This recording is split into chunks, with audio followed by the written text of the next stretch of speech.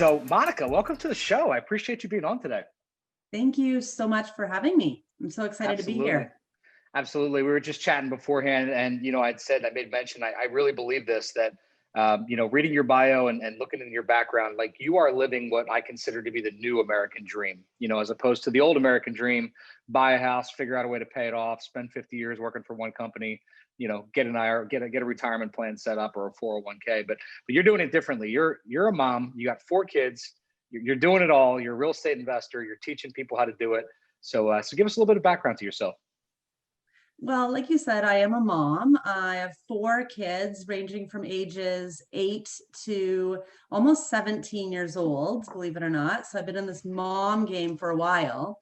And my journey actually started when my oldest son was a small baby and I was finishing my master's degree in teaching. And I had to go and finish a 12-week practicum in the classroom in order to obtain my degree. And I was only in my 20s, so I was young. I've never really was a mom, and I never had a full-time work gig before. I was just always kind of studying. And it really kind of hit me during those 12 weeks that I felt like I was selling myself short in all areas of my life, as a student, as a mom, as a teacher. And it really kind of, that was my first taste of this sort of work-life balance. And the effects were not pretty, I'll tell you. Yeah. It was a short time, but it was enough for me to realize I don't want to live my life this way. And I've always valued freedom in my life. And rather than not complete it, I did go through and complete the program. But I did make that choice. And I really drew a line in the sand, saying, I want my number one job on this earth to be a mother to my child and any more kids that we have. And it I wasn't love saying that. I'm never going to work, but it was just saying this will be my primary focus, my primary job. I don't want to be having to make that choice that so many people really do have to make. No, I absolutely agree with you. And I have a very similar story, and I don't want to get into that right now, but I love that you had to make that choice, right? So many people, I feel like they're not pushed to that point in life where they finally just like say, enough's enough. I have to make a difference. I have to make a change. Something has to give, and I think that it's great to see when that actually happens. But then what did you do with it? Like, where are you guys heading now? Like, what does that look like? Well, what that looked like was, obviously it was a long time ago. Yeah. So we were living in Australia at the time. My husband is Australian. And when we moved back home, we continued doing this. So I did get a part-time, job teaching because I thought I was going to pursue my career as an educator during that time. But I was also expecting child number 2. And so now I don't have one child, I have 2 children. I also have a mortgage. And I'm still home. Now, we live in quite an expensive area. My husband was working full time. He was making great money. But technically, we're living on one salary, which is often described as financial suicide. But I was determined to do this. I wanted to be a stay-at-home mom to the child I had, as well as the child, that I'm carrying, and any more that came along. And so rather than run from it, I really took finances and I put them to the forefront. And I started doing financial planning the way we have been taught. So I was lining up education funds for each one of my kids, because obviously education is important. I really started the retirement savings plan. We were buying insurance. We were obviously focusing on our mortgage pay down. We were saving 10%. We were contributing to a group fund. We were doing everything the way that we're taught to do. And guess what? We were not getting any further ahead.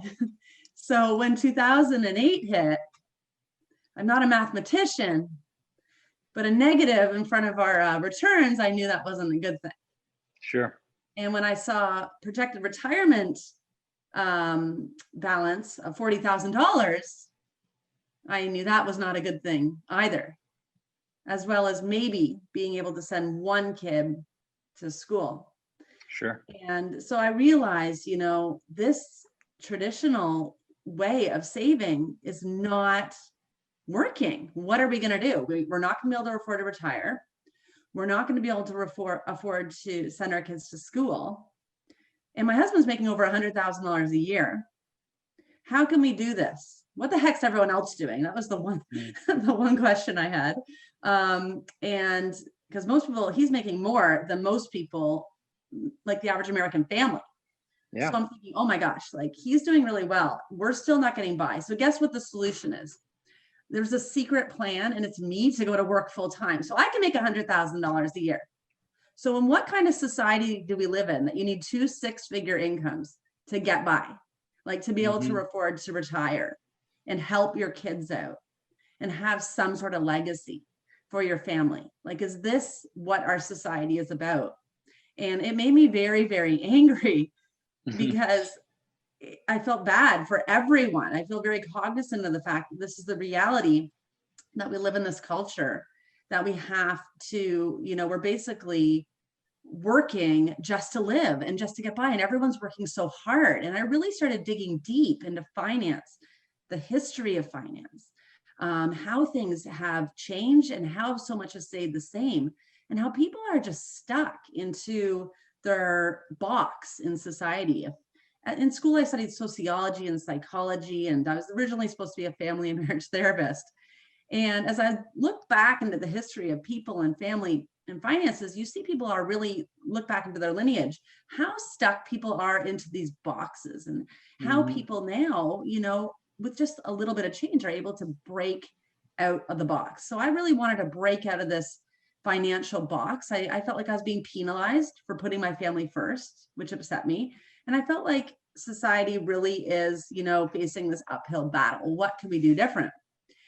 And so, like so many people, and I know you probably heard this a million times on your podcast, Rich Dad, Poor Dad, Yeah. Robert Kiyosaki. I'm telling you, I've studied under all the best mentors, and that book just changed everything for me, because it was the same financial planning advice. I went into it with the same intent and came out looking at finances totally different. And my viewpoint was just switched upside down, and it was just like a huge light bulb came off. And it really, really showed me how real estate is the #1 wealth building tool out there. And it also really gave me a different perspective on assessing assets versus liabilities, and put a total tailspin on that traditional financial planning advice.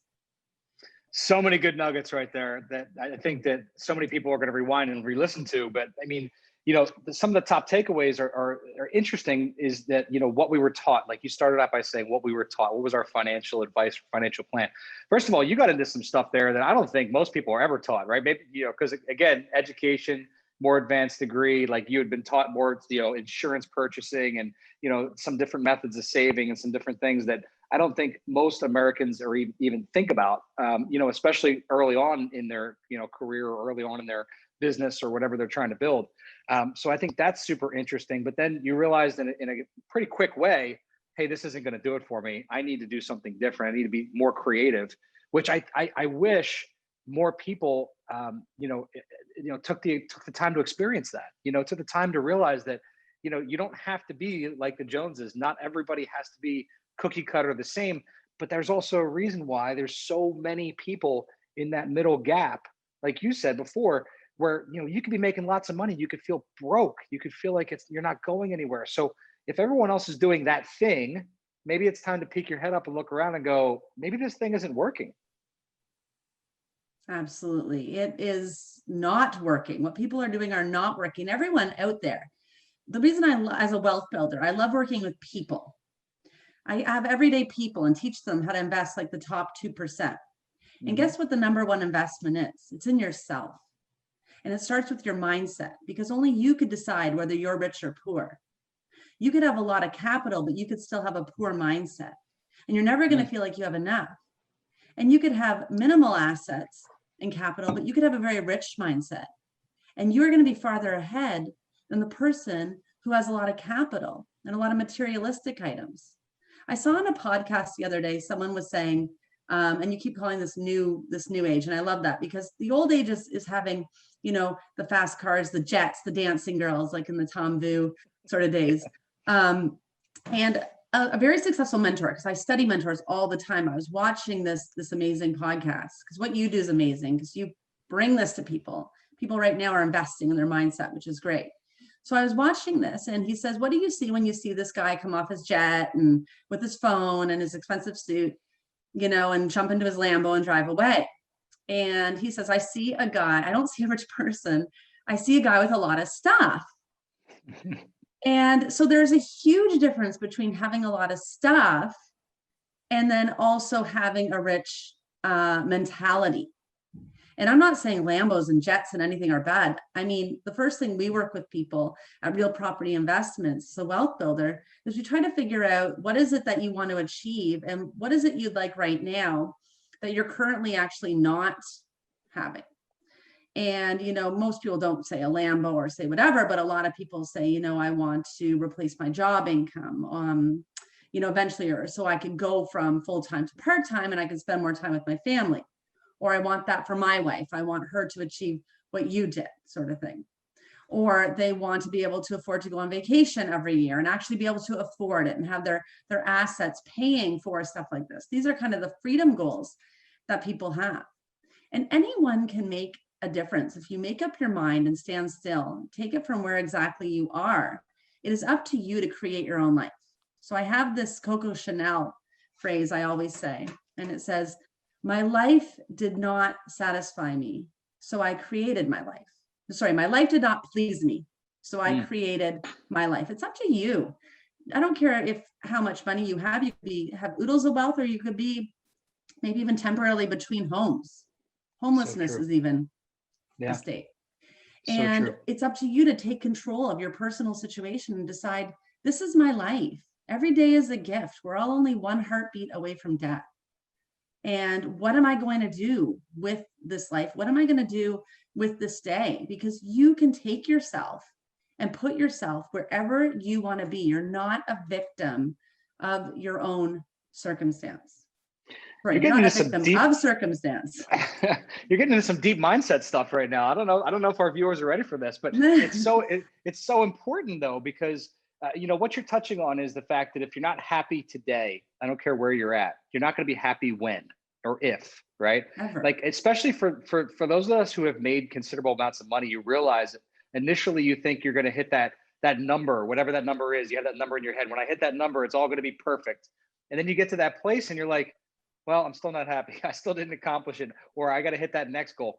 The fact is, if you can't be content and be present and be at peace with where you're at now, and like you said, Monika, I don't care if you're homeless. I don't care if you're middle class. I don't care if you're working your way to a certain point. If you're in school, you know, we all feel insecure at any level, no matter where we get to.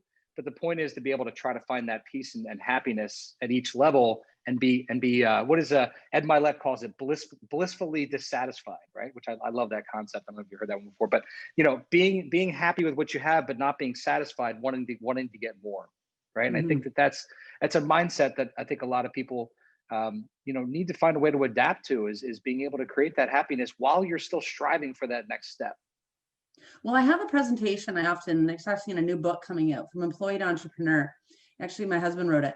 And one of the things, because we helped him leave his job too, his 6-figure job. So after I became and took finances to the forefront, and I still am a stay-at-home mom, you know, to this day, while running this real estate business and consulting company. My husband was working those very long hours, and he decided he wanted to join us full time as well. And it was a 5-year process to take him from, you know, replacing his position and transferring him over to the company. Now we have no one working. So now what do? We have 4 kids now, not just 2. So we took this pretty seriously. But one of the parts of his presentation that he talks about is that most entrepreneurs, 90% of small businesses fail. But I don't think it's the small businesses that fail. I think it's the entrepreneurs that fail, because they give up on themselves. 100%. So it's never the business, it's the person. And if you don't have that mindset, you know, you are not able to, and that resilience, you're not able to succeed as an entrepreneur and in that kind of business. So we have to really be our number one cheerleader, and mindset's everything. Now, absolutely. When I started out as a real estate investor, I mean, I was not in this mindset at all. I was totally opposite. I was actually working. I went from wanting to be a stay-at-home mom, like I'm a fraud, everyone. I have to let you know this. This is honest here. I said, I want to be a stay-at-home mom. So I'm going to learn how to invest in real estate and afford this. So I started learning these amazing real estate strategies, and I was making more money than I ever thought was possible. I mean, these past jobs were just ridiculous. We're doing every real estate strategy. I was working 20-hour days. Guess what I wasn't doing? Spending time with your family, Not being engaging. a mom. Yeah, being a mom. Yeah, absolutely. We've Having been your there. kids crawl around your feet when you're on your computer is not being a mom. Taking your kids to job sites is not being a mom. Your kids do not care about your business, real estate or otherwise.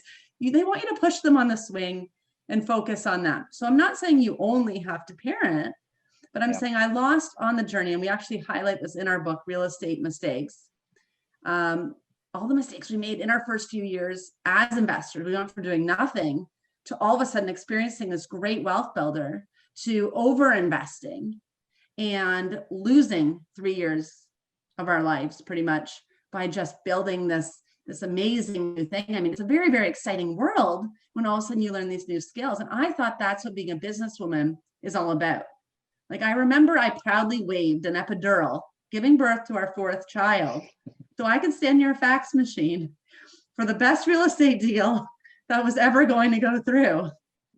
So how'd that work out for you? I bet you wish you had that epidural. it was a great deal. But if you don't have time to give childbirth, I mean, there's something that has to go. And I really don't know if I ever would have changed my path if I didn't stumble across the most amazing coach that actually really pulled my head out of the sand and made me realize, you are a fraud. You think you're I was a successful business person. And this is why I think a lot of business people have problems succeeding in business and in life, is we are A players and we are able to, just work. And it's hard to have that balance. And I had to really kind of reassess and think, yes, I'm an A player. I love my job. Like, I do go all day, but I also pepper my day now with other things such as friends, family, health, fitness. And it really took me a long time to realize you need that wheel of life. And it has to be a lot more than just work. Because that whole saying, you work 5 years of your life so you can live the rest of your life like no one else does, is BS. Because exactly. It might never come. That day may never come. You just mentioned that level of achieving. Well, people always need to be striving. If you're not growing, you're dying. So if you're always looking for that final time, it may never come. So it really is about, finding the joy in every day and working more, or less. A less is more approach. So rather than just piling in the hours, just make the hours count more. And I think that's the most successful thing in business. It's so important. It's so important. I mean, even going back to the thing, and your husband took 5 years to make a transition, right? First of all, I think that there's a lot of entrepreneurs and that you have to respect that, the patience it takes, right? The planning it took to make that happen. And I think a lot of entrepreneurs now, they want instant overnight success, and they're getting fed this BS from all these gurus who, maybe didn't have success and then turn around and created a system and haven't really done anything with their life, but they think that, plug this into the computer and $1 million is going to fall out the other side. I think it's a challenge, especially with a lot of younger entrepreneurs today. They think 5 years is an eternity. And I sound old even saying this, but the reality of it is, you need 5 years just to get your feet wet in business and understand anything, let alone really start to develop something. And that's why, it really takes 10 years, usually 8 to 10 years to get any real success going and get that momentum cranking, so that second decade, you can really push the needle.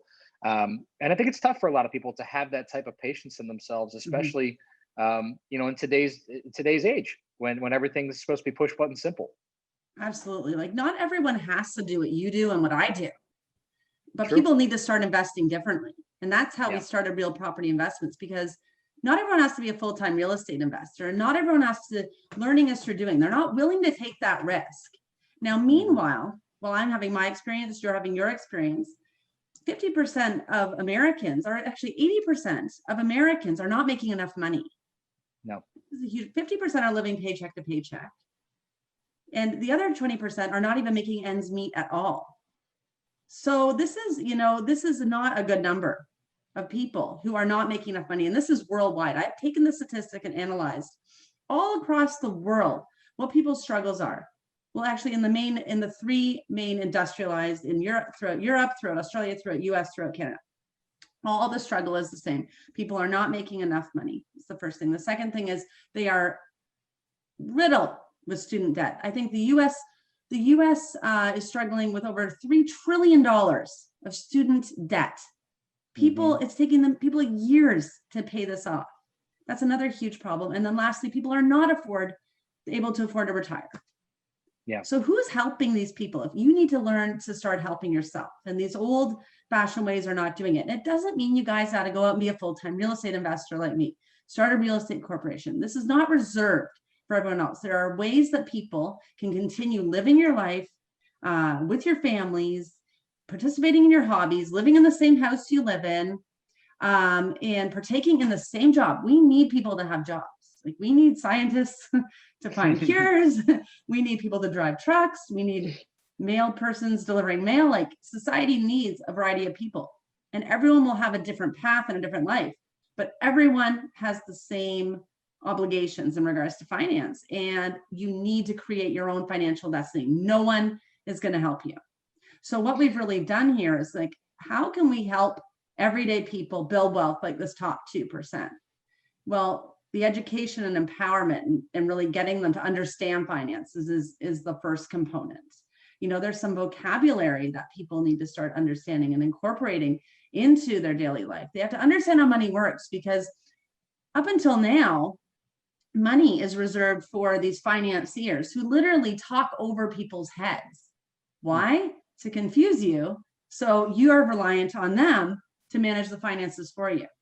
So I'm not saying you got to go out and be a full-time investor, or even start buying real estate, or even start managing other people's, or managing these strategies. What you need to do is you need to understand money and how money works. And it's not hard.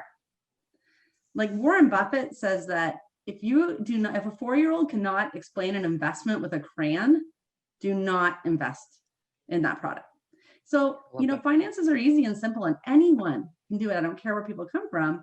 They learn to figure out what is money, how does it work, and how can I improve my financial situation? I think then that alone changes your entire life path and takes you out of this box that society's put you in, and really kind of puts you into a sky's the limit approach, because you guys could really achieve anything that you want. Yeah, no, I couldn't agree more. And one of the things that I've been preaching here for a couple months now is that we have more time than we've ever had. It's like we're being forced to. There's no happy hours. There's not too many going out for dinners. There's not movies. There's not, like we have all of this free time. And that's why I've said, 2020, as much as it's been a huge struggle and adversity for a lot of folks, it's also created so much opportunity for people. I mean, I don't know what the statistics are, but I guarantee Netflix has 10 times as much viewership in the year 2020 that it did in 2019, right? Like people, it's a matter of where you're spending your time. And you have this time right now to get educated. You have this time right now to get yourself to another level, to spend that time investing in yourself and your brain, and trying to figure out how am I going to come out of 2021 in a different level than where I'm at now. How am I going to get myself from maybe the point that I don't want to be in? Let's face it, if you want to get to some new point, you can't continue to do the same stuff over and over again, right? And then be able to get to that new level. But now is the time to go and invest. Now's the time to go and learn. Now's the time to go and maybe take a little bit of a calculated risk that's a little bit uncomfortable, but something that's going to potentially get you to that next step. Absolutely. I could not agree more. I mean, as horrible as this whole pandemic has been and continues to be, and I do not put any light on this, we have to, another way to look at this is that COVID-19, this pandemic, has been a huge equalizer. It really has been. It's really cut some of the high and mighty right by down the knees and put us all on the same playing field. And it's also an eye-opener in regards to your job and your primary residence are not your only wealth plan. This is what people have depended on in the past. Like you started off saying, I'm just going to have my personal residence and I'm going to just work really hard and retire. You need to make more money. You need to create residual streams of income. You need to have different incomes coming in. Because we saw it's not about, oh, I'm just going to one day leave my job and have this dream. What about when your job leaves you? And I always said that from all the stages across the world, from all these television shows, podcasts, wherever. What do you do when your job leaves you? Well, then COVID-19 happens and I kind of felt like a huge jerk. I'm like, I hope I didn't make this happen. So I didn't want to prove my point that badly. Sure. But so many people lost their jobs and they're disempowered and they're depressed, and it's caused so many problems because people don't know how to make money. It's not about your money working for you. It's about, your money has to get working for you, not you working for your money. So when you want your job income, but you also want other streams of residual income coming in. And for most of our clients in real property investments, when they go, their job isn't to, like, their goal is not to just leave their job and become a full-time investor. It's how can I go to my job every day because I want to be there, but I actually know I have a system in the back end that actually can replace this income and I don't have to be there.